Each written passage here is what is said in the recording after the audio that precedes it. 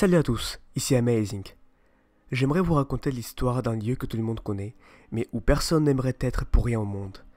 D'un lieu rempli de mystères et de cauchemars.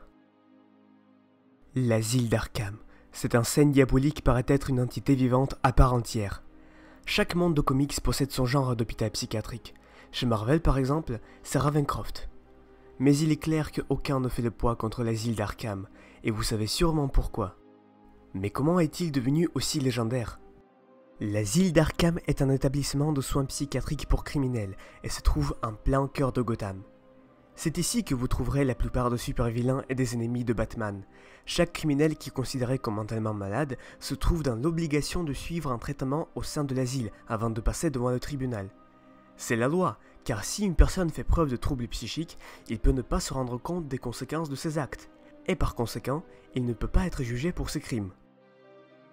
Le concept de l'asile a été créé par Danny O'Neill, un des rédacteurs de DC. En 1974, O'Neill est devenu le premier qui a commencé à réfléchir sur l'état psychologique de Batman et de Bruce Wayne. Naturellement, Batman est un malade, il a un lourd trauma qui prend ses racines dans son enfance, et c'est l'idée que même le héros de Gotham est un malade qui a révolutionné l'esprit même de l'asile d'Arkham. En fait, tout dans cet endroit nous rappelle le mystère et l'horreur. Le nom de l'asile a été pris du roman du célèbre écrivain Lovecraft. Dans ses livres, Arkham est une ville fictive et importante pour l'univers des mythes de Cthulhu, qui à son tour a été inspiré d'une vraie ville, Salem. Rien ne nous dit que O'Neill s'est vraiment inspiré de Lovecraft, mais il est dur de ne voir qu'une coïncidence, car on ne peut pas imaginer un endroit plus sombre et plus malsain à Gotham que celui-ci. Contrairement à Batman, qui a déjà mine de rien 75 piges, Arkham est beaucoup plus jeune et apparaît dans les comics, du moins tel qu'on le connaît, assez tard. Mais Arkham a su s'imposer et plaire au lecteur, passant d'un hôpital psychiatrique à une vraie maison hantée de psychopathes où l'anarchie et la folie sont rois.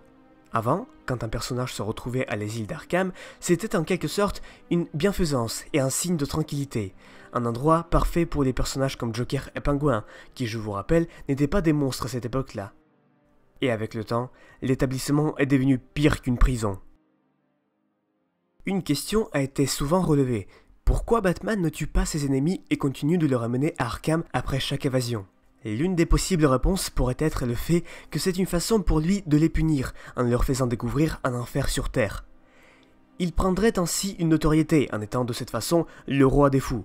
Ça pourrait aussi expliquer son combat éternel contre Joker, qui se fait quand même appeler le prince clown.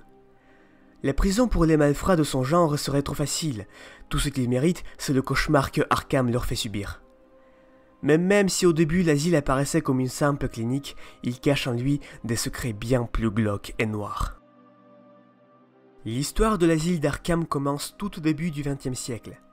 Si vous vous rappelez bien, dans l'arc Endgame, les premières preuves de l'existence de Joker ont été fixées dans la même période, au début des années 1900. La clinique psychiatrique a été créée par Amadeus Arkham et porte le nom de sa mère, Elizabeth Arkham. Elizabeth était victime d'un trouble mental et s'est suicidée. Son fils a décidé alors de soigner les gens pour que jamais personne puisse être plongé dans le même mal que sa mère. Amadeus avait une famille et c'est littéralement leur maison qui est devenue l'asile. Et ce n'était pas vraiment la meilleure chose à faire car beaucoup de ses patients étaient dangereux. L'un d'eux a même pu s'enfuir après avoir violé et tué l'épouse et la fille d'Amadeus, et ça avant l'ouverture officielle de sa clinique. Plus tard, le malade s'est quand même fait attraper, et Amadeus a demandé qu'il soit soigné dans sa clinique. Ce patient est devenu le premier en termes d'expérience médicale. Amadeus le soignait par les chocs électriques et a grillé son cerveau, probablement par vengeance. Par la suite, Amadeus a lui-même perdu la raison et a rejoint les rangs des patients de son propre établissement.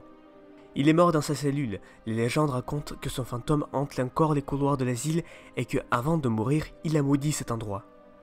Cette malédiction est alors depuis toujours présente chez les patients, qui ne se débarrassent pas de leur folie, mais au contraire, semblent devenir plus fous qu'ils ne l'étaient déjà. C'est pour cette raison-là que personne ne peut être soigné à l'Arkham.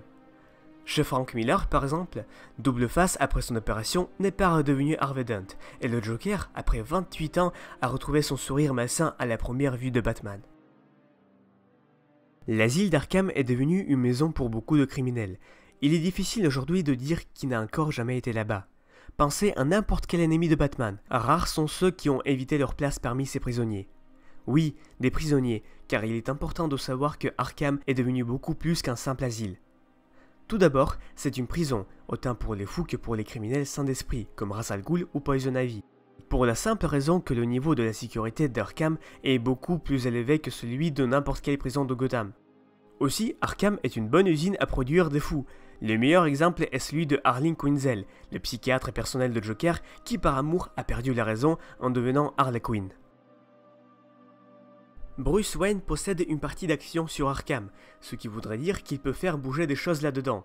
Mais détrompez-vous, car même quand il vient en tant que Batman pour calmer les prisonniers, il se retrouve perdu et englouti par l'asile. L'idée que même Batman soit impuissant face à ça donne à cette maison d'horreur une âme et une identité, forte et maléfique. Le visage de ce monstre est représenté par le portail en barreau métallique de son entrée principale, qui est devenu iconique. L'asile d'Arkham est souvent représenté soit moderne, soit ancien, dans un style gothique, accompagné d'un grand terrain et d'un jardin. Il existe plusieurs plans de l'Arkham, certains comics ne montrent l'organisation des cellules au sein de la maison. Mais le plan d'Arkham qui vous parlerait peut-être le plus se trouve dans la série de jeux Batman Arkham, où il n'est plus question d'une simple clinique, mais presque de toute une ville, divisée en 3 parties. Le manoir d'Arkham se trouve lui aussi dans le complexe, mais ne fait pas partie des établissements de soins. Tout l'asile comporte des cellules différentes aux multiples environnements, pour convenir aux patients comme Mr. Freeze par exemple. Malgré le fait que ce soit le seul endroit capable de gérer des criminels dérangés de toutes sortes, l'asile d'Arkham ne peut pas être considéré comme un lieu de détention sûr, car ses patients et habitants deviennent petit à petit ses propriétaires. Pensez-vous qu'il existe dans la fiction un autre lieu de ce genre, encore plus horrifique? Écrivez dans les commentaires. Si la vidéo vous a plu, n'oubliez pas de le montrer en mettant le pouce bleu et à partager. Sur ce, je vous laisse. C'était amazing. À plus.